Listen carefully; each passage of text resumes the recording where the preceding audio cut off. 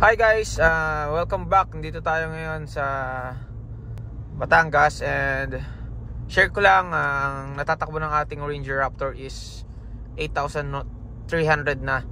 And wala naman ako naging problema dito sa ating unit. Napaka-smooth pa rin.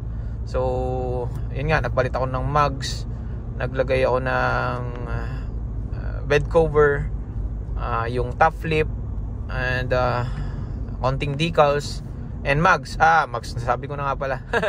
At yung aking roof rack by SR Performance. And syempre guys, abangan nyo yung video guys. Dumating na yung aking roof tent. And i-install ko siya siguro next week. And tong owning tent na install ka na, isasabi ko na lang din sa video para makita nyo yung full setup ng aking Ranger Raptor para sa aking overlanding camping kasama mga tropa. So may mga nakikita kong issue sa mga ibang GC, iba't iba tungkol sa mga sensor, mga ano. Sa akin naman, as of now, wala akong nagiging problema kahit ano. At masaya ako dito sa aking unit, sa aking Ranger Raptor. So guys, bili na kayo nitong Ranger Raptor. Napakasarap gamitin and apaka-pogi. Sobrang pogi.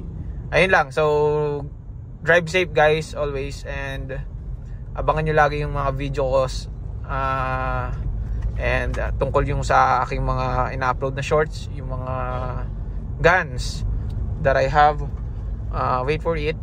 Meron pa akong mga ipopost. Ayun lang. Drive safe guys and God bless.